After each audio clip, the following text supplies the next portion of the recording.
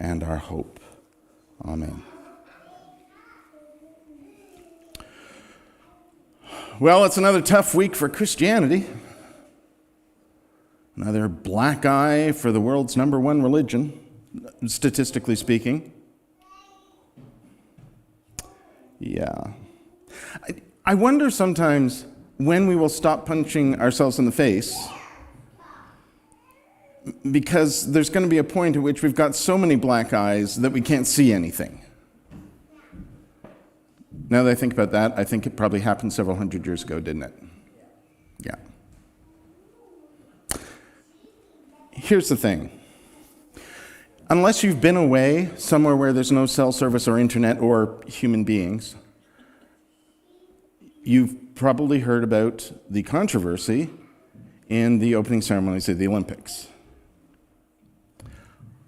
Don't want to talk about that necessarily, not specifically. A lot has been said. People are still talking about it, and it's not like there haven't been other controversies too. But I think you know the one I'm talking about, because there was a lot of talk. A lot of people had lots of things to say, especially if you spend any time at all on social media. In fact, I think pretty much the only voice that wasn't heard was Jesus. Now, before we get another controversy, because I just put air quotes around Jesus, let me explain that. I don't mean it in any way disrespectfully. I don't mean it sarcastically, humorously. I don't. I absolutely do not. I mean it in the best possible way. I mean it in the way that I think Jesus would have used them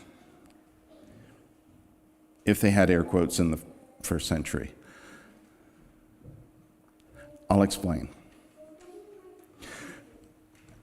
So I'm sure you know the controversy that I'm talking about, and people had lots to say. The thing happened, whether you saw it live or whether you saw it in the news afterwards, whether you saw pictures or whatever, whether you screamed at it or not, you had a reaction to it.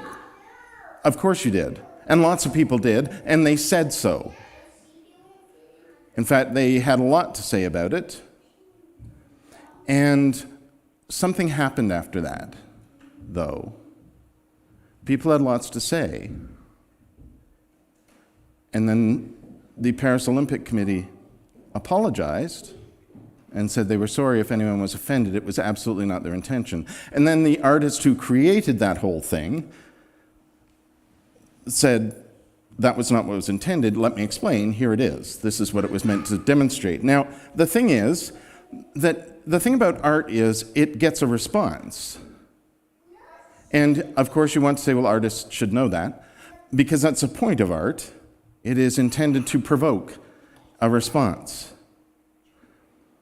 And whatever your immediate response is, whatever anyone tells you afterwards, that's been your immediate response.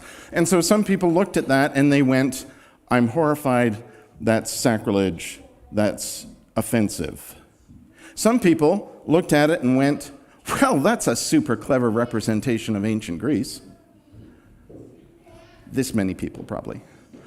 A lot of people probably looked at it and just thought, well, that's kind of entertaining. I don't really understand it, but it's kind of entertaining. I'm kind of in that group, I have to say. Those kind of spectacles at the opening and closing ceremonies of the Olympics have never really particularly interested me because I don't get them. I don't really understand what's going on usually because there's a lot of cultural stuff in there. So it would be really great if I had an explanation. People responded. The Olympic Committee said, we're sorry, we didn't mean that. And the artist explained. So it's over, right? No, it's not.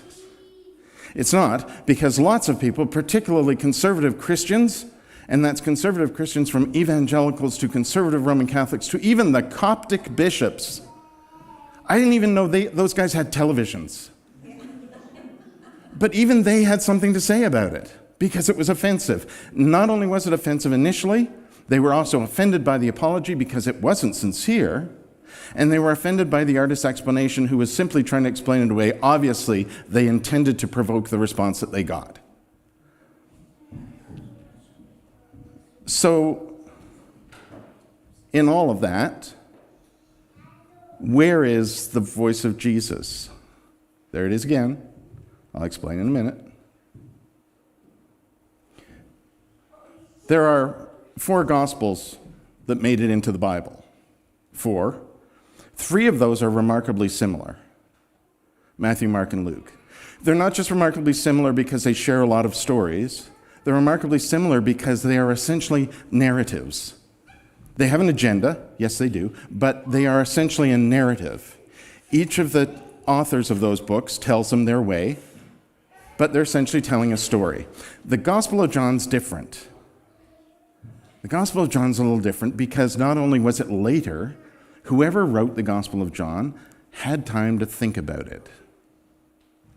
And so they extrapolated some things. Let's be clear about that. I'm not suggesting the author of the Gospel of John made stuff up. I'm suggesting that they extrapolated things from the stories that they had heard.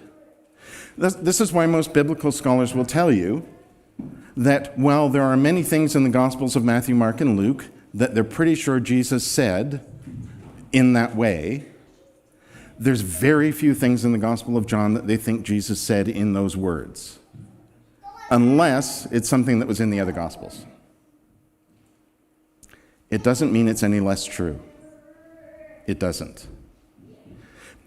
In fact, thank God for the author of the Gospel of John, who told us some very important things in the best possible interpretive way. One of those things is, in the Gospel of John, Jesus frequently says, I am something. I am the light of the world. I am the good shepherd. I am the gate to the sheepfold. I am the true vine. I am the way, the truth, and the life. I'm not getting these in the right order, sorry. I am the bread of life. To be absolutely clear, Jesus does not mean he is literally those things. He's not a loaf of bread, nor is he a vine. That would be like something out of, what's the show? We've done it here. Little Shop of Horrors. That's not what he's saying. He's saying Jesus is this.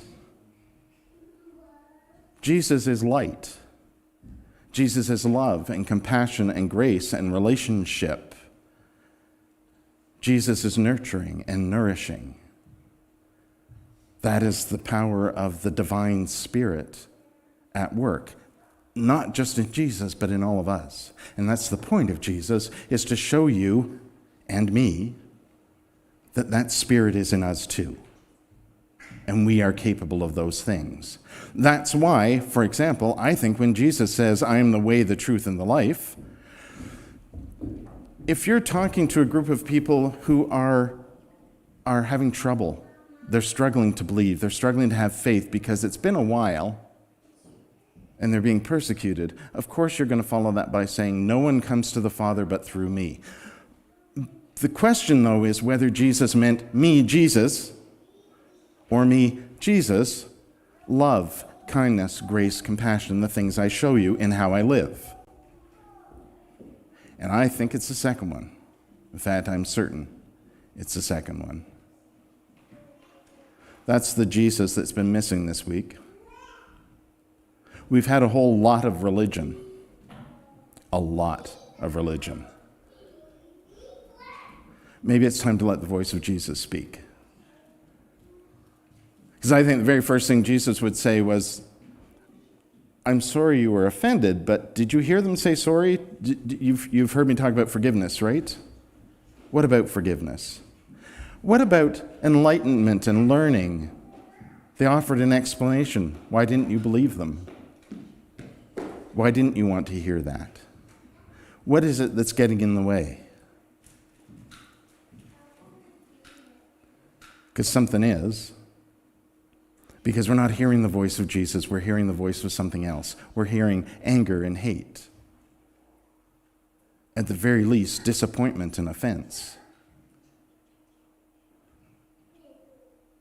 Why aren't we hearing the voice of Jesus? Something's getting in the way. Maybe it's time. Maybe it's time we had a little less religion and a little more Jesus in our lives.